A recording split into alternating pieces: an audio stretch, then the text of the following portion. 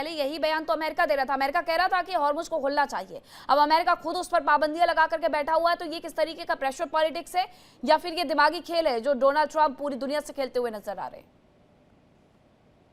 देखिए, ये सवाल को आंसर करने से पहले मैं चाइना के बारे में कुछ बोलना चाहता हूँ।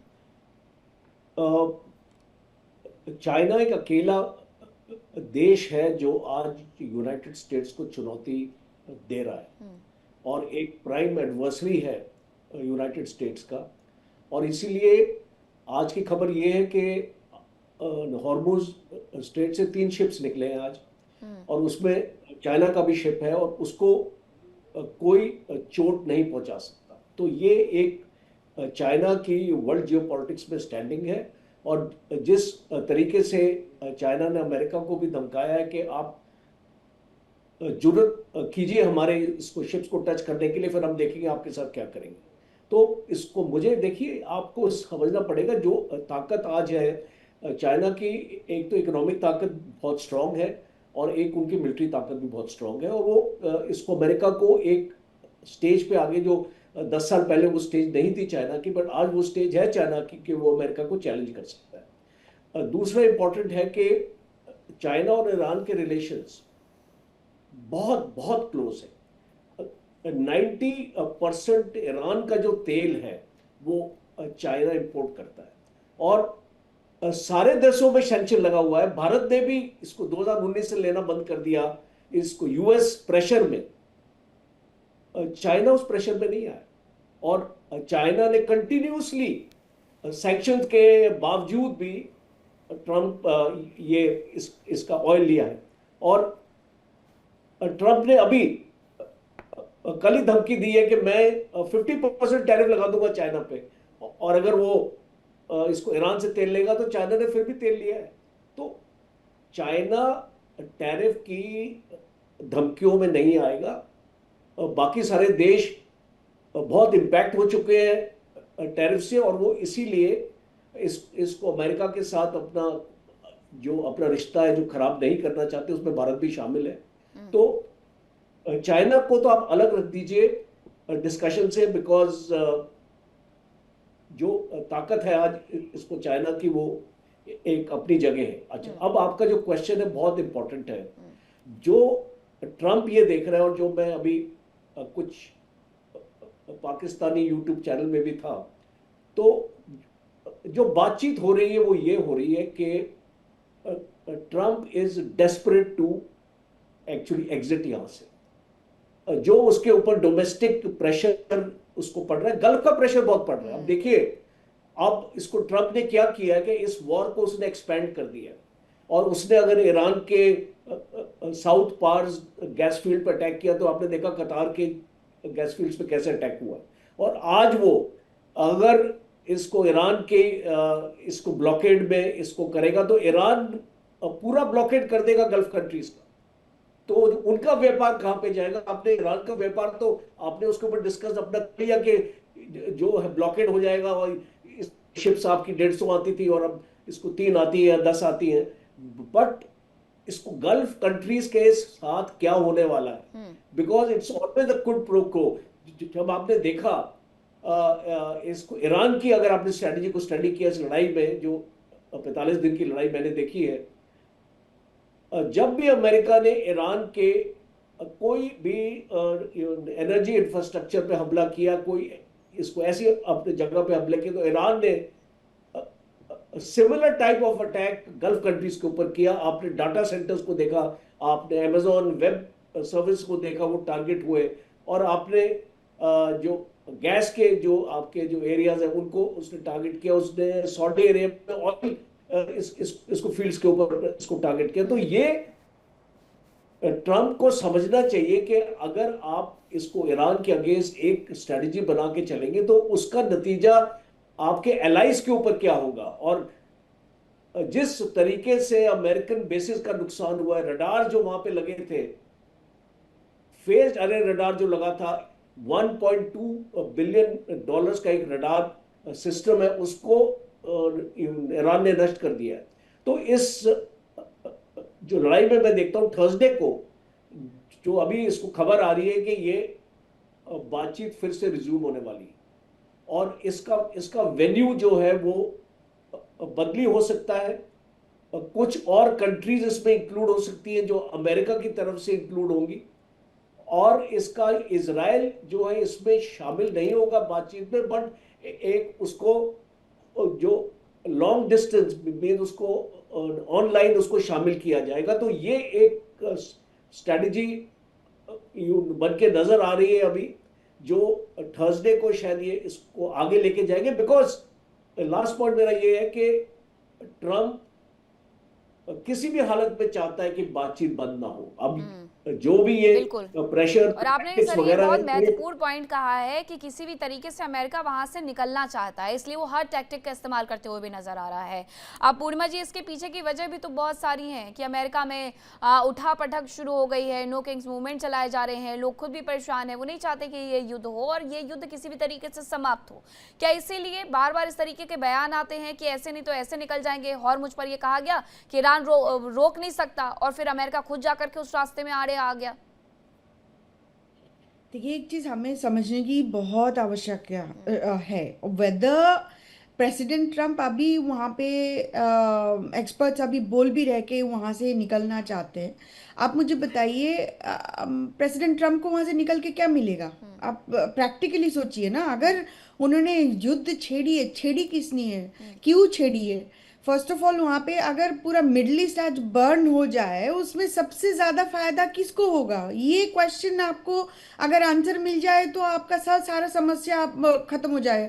मुझे आप बताइए, अगर जिसको युद्ध करना ही नहीं था तो उन्होंने बीच में बॉम्बिंग क्यों करेंगे? First of all. Second of all, अगर आप आज जो सिचुएशन है, पूरा मिडल ईस्ट अगर बर्न करते रहेंगे, सबसे ज़्यादा फायदा होगा जो सऊदी को होगा, बिकॉज ऑयल प्राइस बढ़ रहा है। तो ऑयल प्राइस बढ़ रहा है तो उनको भी फायदा है ना। आज अगर रशिया को फायदा हो रहा है तो सऊदी को भी फायदा होना चाहिए। At the same time America को भी फायदा होना चाहिए, बिकॉज बैंक पैसा आ रहा है। बिकॉज आपको याद है, कुछ दिन पहले प्रेसिडेंट ट्रम्प ये स्पेसिफिकली कहा है, हम पैसा बना रहे हैं। So he is focus is profit से डोमिनेंस बनानी है। और जब वहाँ पे मिडल ईस्ट अगर जलता रहे तो वो डील करेंगे, आर्म्स की डील करेंगे। वो already America wants to sell oil, we are the highest producer of oil and gas today. तो यहाँ पे तो सोने पे सुहागा हो चुका है अमेरिका की। आप अगर प्रैक्टिकल तरीके से सोचेंगे, सबसे ज़्यादा फायदेमंद आज अमेरिका है इस जंग की। अब अगर कोई बोल रहे कि वहाँ से बातचीत शुरू हो जाएगा, बातचीत चलता रहेगा, बातचीत बंद नहीं होगा, आप मुझे बताइए, अगर किसी के साथ बातचीत करना ही था तो बॉम्बिंग क्यों करना था? अगर बातचीत चलो चल भी रहा है, उन्होंने आप यहाँ से जेडी वैंस को भेजा हुआ है। आपको लगता है डोनाल्ड ट्रंप के जैसा कोई शख्स जेडी वैंस को एक डील करके उनको एक कोट एंड कोट विन देने वाला है? एक दुनिया के सामने उनका इमेज बढ़ाने वाला है? आज जेडी वैंस का सिचुएशन वहाँ पे आ चुका है कि आपको याद है 2016 की बयान लेके देख लीजिए। प्रेसिडेंट ट्रम्प को उन्होंने, तब तो प्रेसिडेंट थे नहीं, उन्होंने हिटलर कहा था जेडी वैंस। वो हमारी वाइस प्रेसिडेंट है। चलो, पॉलिटिक्स में ऐसे ही होते हैं, आज जिसको हिटलर बोल रहे हो कल उनका वाइस प्रेसिडेंट बन जाओ। ऐसे हुआ है पहले भी। अब आगे बढ़ते बढ़ते अब यहाँ पे आ चुके हो, जेडी वैंस लिटरली डिफेंड कर रहे प्रेसिडेंट ट्रम्प की जीसस क्राइस्ट पोस्ट में। वहाँ तक आप पहुँचे, किसी का हिम्मत नहीं है कि उनके आजू बाजू में जो है कि उनको समझाए आप जो कर रहे हो गलत कर रहे हो। आपकी ये छोटे मोटे हरकतें is not working very well, it's going against the people also. आज मुझे बताइए, हंगारी का जो इलेक्शन हुआ है 2 दिन पहले, पीटर मैगवायर जो जीत गए, वो किस लिए जीता है? Anti corruption. और वो विक्टर ऑर्बन ने वहाँ पे जो जो किया है, जो अथॉरिटेरियन एक्शन लिया है, उसके अगेंस्ट उन्होंने अभी जीत गया है। वो उसका कोई था ही नहीं अपॉर्चुनिटी। और सबसे बड़ी बात है, वांस वहाँ पे जाके विक्टर ऑर्बन की सपोर्ट किए और literally the entire country went against. ये हमें दिख रहा है। और इसके बाद, इसके इलेक्शन के बाद यूके में भी थोड़ा सा डिस्टेंस आ रही है प्रेसिडेंट ट्रम्प के साथ। जो भी खड़े हैं, थोड़ा सा दिखाने की कोशिश कर रहे हैं कि they are actually going to distance themselves. We don't know where the world is going, but we have to be very clear as to what is happening today. जो शख्स हमें बोला है कि स्ट्रेट ऑफ हॉर्मुज खोलना चाहिए, वो खुद बोल रहा है कि हमें ब्लॉकेट करना चाहिए, हम पैसा बनाएंगे। इनकी तो कोई ना सवेरे ना दोपहर ना रात को खबर नहीं है। अपने आप को इतने वहां पे पहुंचाने की कोशिश कर रहे हैं कि उनका लेगेसी 250 इयर्स में उनके जैसे कोई बना ही नहीं है। ही इज रिप्लेसिंग बिल्कुल, जेसस। बहुत आपको सारी चीजें आप इसीलिए वो अपने चेंजेस चैनल में करते भी जा मैंने रहे हैं। बोला है, पहले भी हाँ, बोला हुआ है। डॉलर पर साइन करने से लेकर के तमाम चीजें इसीलिए की भी जा रही हैं कि लेगेसी तो बनी रहे और उसके बाद लोग सदियों तक याद भी रखेंगे। अब जरा रिजवी जी एक बात कंफर्म करिएगा, एक खबर ये आ रही है कि हॉर्मुज की तरफ जो भी जहाज जा रहे थे, जो भी शिप जा रही थी, उसे यूएस वापस लौटाते हुए नजर आ रहा है। क्या ईरान ने हथियार डाल दिए हैं इस पूरे मुद्दे पर? जी, ईरान ने पहले भी अभी तक जब से जंग शुरू हुई है तब से लेकर अब तक ईरान ने हथियार न डाले हैं न हथियार ईरान डालेगा। और जब ये बातें सामने आई थी कि नेगोशिएशन की टेबल पे लोग बैठे हुए थे, तब भी ईरान के सामने ये बातें रखी गई कि आप हमारी बात को मानो और आप हमारे सामने सरेंडर हो जाओ। तब भी ईरान ने इनकी बातों को नहीं माना। तो ईरान के सामने अगर जो बातें हैं, ईरान ने ये नेगोशिएशन की टेबल पे कहा, अगर आप आकर सामने से इज्जत के साथ और जो भी जो अदल है और जो दुनिया में ये कहा जाता है मानवता की बात है, अगर आप इस हिसाब से बात करोगे तो बात करेंगे। और अगर बात नहीं करोगे और आकर अपनी डिक्टेटरशिप दिखाओगे और ये कहोगे कि तुम हमारे सामने झुक जाओ और हमारी बातों को तमाम मानो, तो ईरान कोई भी बात इनकी मानेगा नहीं। और अगर ऐसा कुछ होता तो पहले दिन जब जंग शुरू हुई थी तो ईरान बात मान लेता। और अब अगर देखा जाए कि 40 दिन से ऊपर हो चुके हैं जंग के, और जंग में अगर आप देखें तो जंग में अपर हैंड इस वक्त ईरान है और अलग थलग इस वक्त अमेरिका दिख रहा है, क्योंकि नेटो से वो कह रहा है कि आ जाओ मेरे साथ जंग करने के लिए। नेटो उसके साथ जंग के लिए नहीं आ रहे हैं। इसी तरह अरब ममालिक से भी अमेरिका कह रहा है कि आओ और मेरे साथ जंग में रहो, तो अरब ममालिक ने भी इनकार कर दिया है। तो अब ये देखने को आ रहा है कि जब ब्लॉकेट की बात आई तो ब्लॉकेट में भी नेटो कंट्री या यूरोपियन कंट्रीज को अगर आप कहें तो वो साथ नहीं दे रही हैं। लेकिन ईरान अपने स्टैंड पर है। ईरान ये कह रहा है कि हम तंगे हुर्मुज से किसी भी कश्ती को निकलने नहीं देंगे। अब अगर ये ब्लॉकेट करते हैं तो ब्लॉकेट के बाद क्या होगा, ये तो अमेरिका को और पूरी दुनिया को और पूरी दुनिया की इकोनॉमी उसके में क्रैश होगी और पूरी दुनिया को ये संकट झेलना पड़ेगा। और अभी भी सुनने में आ रहा है कि ईरान के पास जो जमीनी रास्ते हैं उससे भी वो व्यापार कर सकता है। और अब ये देखने में आएगा कि दुनिया के ऊपर जब ये संकट आता है तो ये संकट को दुनिया किस तरीके से डील करती है। क्या अमेरिका के जो प्रेसिडेंट हैं उनके पागलपन को सहती है या उनके ऊपर प्रेशर बनाया जाता है पूरी दुनिया से और खुसूसन उनकी कंट्री से कि वो इस पथ से हटें और दुनिया को मानवता और शांति की तरफ लेकर जाएं। आप देखिए कि उनका पागलपन इस तरह से आ गया है कि वो पोप को तो आकर डांटते हैं, पोप को आकर अपशब्द पोप के लिए इस्तेमाल करते हैं और खुद जो है जीसस क्राइस्ट बन जाते हैं। तो उनका मानसिक संतुलन इस तरीके से बिगड़ चुका है और वो चाहते हैं कि डिक्टेटरशिप के उन्वान से आए और अपनी बात ईरान के सामने मनवाएं, लेकिन ईरान उनकी इस तरीके की बातों को नहीं मानेगा। ठीक है, लेकिन अभी फिलहाल के लिए खबरें यही आ रही हैं मेजर जनरल माथुर जी की जो यूएस वहां पर ब्लॉकेट करके बैठा हुआ है, ओमान की तरफ से जो भी जहाज जा रहे थे उसे वापस लौटाया जा रहा है। इस मुद्दे पर भी तो दिमाग से खूब खेलने का काम किया गया है डोनाल्ड ट्रंप की तरफ से कि अगर हमने 21 तारीख तक ये घोषणा कर दी है कि वहां पर युद्ध विराम है तो ईरान कहीं ना कहीं तो आगे बढ़ेगा। उसकी आर्थिक रीढ़ की हड्डी अगर वो तोड़ने की कोशिश करेंगे तो ईरान इस पूरे समझौते को तोड़ेगा, युद्ध विराम को तोड़ेगा और अमेरिका को एक मौका मिल जाएगा पूरी दुनिया के सामने फिर से ईरान को जलील करने का।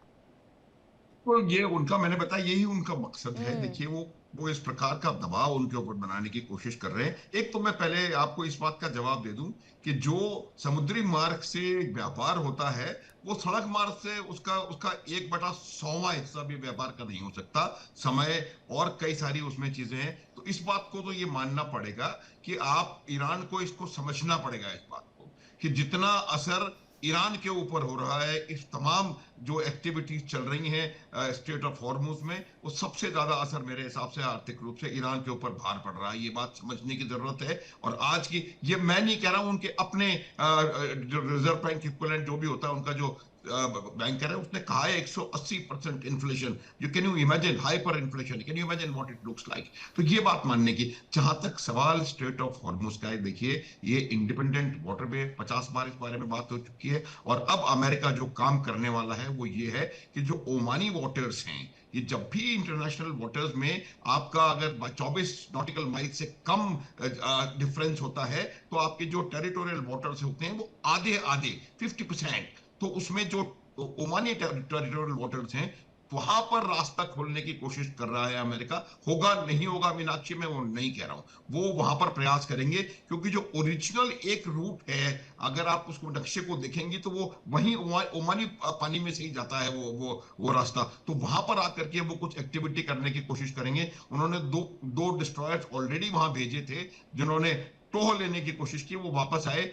अब वो प्रयास अगर इसको खोलने का, वो क्या है, बिल्कुल साफ बात है कि ये आपका पानी नहीं है, आप यहाँ पर कुछ नहीं कर सकते हैं। और अगर फिर वहां पर ईरान ने कोशिश की कि वो बल का प्रयोग करे, तो फिर ईरान को ये माना जाएगा कि उन्होंने युद्ध विराम को तोड़ा है, और फिर लड़ाई का उसको उसके और बमबारी करने का इनको दोबारा मौका मिल जाएगा। देखिए एक बात आप मान लें कि अमेरिका की और ईरान की सामरिक शक्ति में जो मिलिट्री कैपेबिलिटी है, उसमें जमीन आसमान का अंतर है, इसमें कोई संदेह नहीं होना चाहिए। और अमेरिका कोशिश यही कर रहा है, दबाव यही डाल रहा है कि किसी तरह से वो डिफॉल्ट करवाए ईरान से, ताकि उसको एक दोबारा मौका मिल जाए और अपने लोगों को जाकर के वो बता सके कि क्योंकि उन्होंने युद्ध विराम का उल्लंघन किया तो मैंने जवाब दिया। तो ये अमेरिका, कभी कभी मुझे लगता है कि पागलपने के दौरे इसको पड़ रहे हैं, लेकिन वो कहीं ना कहीं इसके पीछे कोई सोची समझी साजिश है। जो अभी वो कह रही थी मैडम कि आप देखिए किस प्रकार से वो अपना खुद का व्यापार करने में लगा हुआ है।